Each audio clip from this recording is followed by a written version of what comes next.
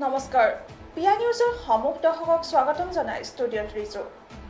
ঢকুৱাখানাৰ 4জন যুৱকে গ্ৰহণ কৰিছে আদৰণীয় পদক্ষেপ অহাকালি পোহৰ উৎসৱ দীপাৱলীৰ বাবে বিভিন্ন আকাৰৰ মমবাতি প্ৰস্তুত কৰাত ব্যস্ত হৈ পৰিছে ঢকুৱাখানাৰ 4জন উদ্যমী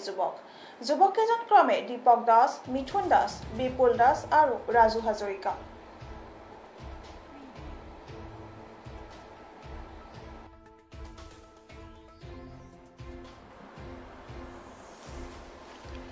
দেৱালীৰ বাবে বিভিন্ন আকাৰৰ মমবাতি প্ৰস্তুত কৰাত ব্যস্ত হৈ পৰিছে ঢকুৱাখানাৰ 4জন যুৱক কাইলৈ পোহৰ উৎসৱ দীপাৱলী এই দীপাৱলী উৎসৱক লক্ষ্য কৰিয়ে যোৱা 10-15 দিন আগৰ পৰাই ঢকুৱাখানাৰ এখন ভিতৰুৱা গাঁৱত 4জন নিবনুৱা যুৱকে দিনে নিশাই ব্যস্ত হৈ পৰিছে মমবাতি নিৰ্মাণত ঢকুৱাখানাৰ পিঠিয়াল গাঁৱৰ দীপক দাস মিথুন দাস বিপুল দাস আৰু ৰাজু হাজৰিকাই দিনে নিশাই ব্যস্ত হৈ পৰিছে তেওঁলোকে লকডাউনৰ মাজতে গঢ়ি তোলা মমবাতি নিৰ্মাণৰ ক্ষুদ্ৰ উদ্যোগটোত RDBM নামেৰে গঢ়ি তোলা এই ক্ষুদ্ৰ মমবাতিৰ উদ্যোগটোত উৎপাদিত মমবাতিৰে ঢকুৱাখানাৰ বিভিন্ন প্ৰান্তত দেৱালীৰ বজাৰ দখল কৰিবলৈ চেষ্টা কৰিছে নিবনুৱা যুৱক 4জনে RDBMত নিৰ্মিত মমবাতি বিক্ৰী দেৱালীৰ বাবে যথেষ্ট ভাল হৈছে বুলি সংবাদ মাধ্যমক জানিবলৈ দিয়ে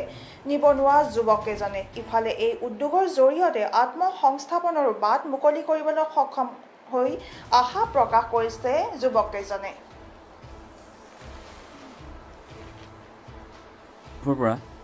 আন্তৰিক অভিনন্দন জ্ঞাপন কৰিছোঁ আমি লকডাউনৰ সময়ত এনেই বহি থাকোঁতে আমি চিন্তা কৰিছিলোঁ যে আমি কি কৰিব পাৰোঁ তেনেকৈ চিন্তা কৰি থাকোঁতে মই ক'লোঁ যে মোৰ ঘৰত মম বনোৱা এটা মানে সঁজুলি আছে তেতিয়া গোটেইকেইজনে আমি সন্মতি দিলোঁ সন্মতি দি আমাৰ নিজৰ পইচাৰে আমি 2 টকা নিজে উঠাই লৈ আমি 4জনৰ ভিতৰত আমি কামটো আৰম্ভ কৰিছোঁ আৰু ৰাইজৰ পৰা আমি যথেষ্ট পৰিমাণে আমি সহায় লাভ কৰিবলৈ সক্ষম হৈছোঁ ইতিমধ্যে কাৰণ আমি যথেষ্ট মম নিৰ্মাণ কৰিছিলোঁ কিন্তু এতিয়া দেৱালী বুলি মানে ৰাইজক দিব পৰাকৈ আমি মানে খুব কম সংখ্যক মমহে আছে এতিয়া আমাৰ হাতত কাৰণ সবেই মম আহি লৈ গুচি গৈছে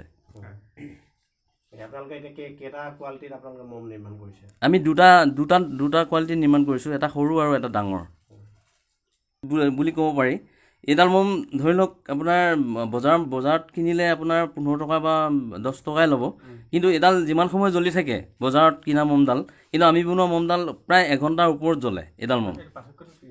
পাৰ্থক্য মানে কি ইয়াৰ মাজত কিছুমান মানে কি আমি পিছতহে গম পাইছোঁ এইটো কেমিকেল তেওঁলোকে মিক্স কৰে মানে এইটো আমি নাজানো আমি পিছত গম পাইছোঁ এইটো মানে কি আমিতো একদম ৰ মেটেৰিয়েলছে আমি মানে প্ৰস্তুত কৰি উলিয়াইছোঁ সেইটো কাৰণে এইটো মানে মমটো বহুত দেৰিলৈকে জ্বলি থাকে এতিয়া এইবিলাক নিৰ্মাণৰ যিবিলাক সামগ্ৰী বা ৰ মেটেৰিয়েলছ এইবিলাক আপোনালোকে কেনেধৰণে ক'ৰ পৰা সংগ্ৰহ কৰিছে আমি দোকানে যোগাযোগ কৰি আমি গুৱাহাটীৰ পৰা আমি ইয়াৰ মেটেৰিয়েলছটো আনিছোঁ ইয়াৰ মেটেৰিয়েলছটোৰ নাম পাৰাফিন বুলি কোৱা হয় এই মেটেৰিয়েলছটো আনি আমি ইয়াত এইটো গৰম কৰাৰ পিছত পানীৰ নিচিনা হৈ যায় তাৰপিছত আমি ফাৰ্মাৰত ঢলাৰ পিছত আপোনাৰ মম প্ৰস্তুত হয়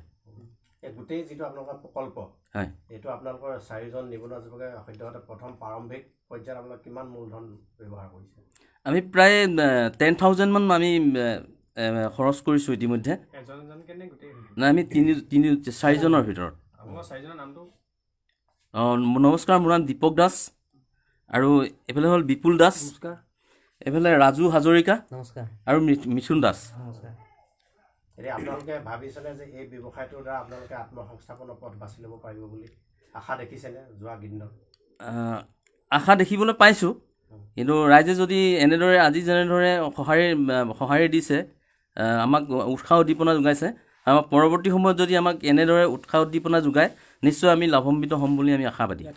আপোনালোকৰ যিটো এইটো মমবাতি যে নিৰ্মাণ কৰিছে এইটো আপোনালোকে কিবা নাম দিছে নে কিবা ব্ৰেণ্ড কৰিব বিচাৰিব নেকি ব্ৰেণ্ড আমি এটা নাম আমি ইতিমধ্যে প্ৰস্তুত কৰিছোঁ আমি ৰেজিষ্ট্ৰেশ্যনৰ কাৰণে আমি যোগাযোগ চলাই আছোঁ আমাৰ নামটো হ'ল RDBM এণ্টাৰপ্ৰাইজ বুলি আমি এটা নামাকৰণ কৰিছোঁ এইটোৰ যোগেদি আমি এই মমবাতি আমি মাৰ্কেটত আমি এৰিবলৈ আমি সক্ষম হ'ম নিবনুৱা যুৱকৰ তৰফৰ পৰা আন্তৰিক অভিনন্দন জ্ঞাপন কৰিছোঁ আমি এই খবৰটোৰ লগে লগে মই ৰিজু ষ্টুডিঅ'ৰ পৰা বিদায় লৈছোঁ। পৰৱৰ্তী বা বাতৰিৰ বাবে চাই থাকিব PI নিউজ, ৰাইজৰ দ্বাৰা ৰাইজৰ বাবে। ধন্যবাদ।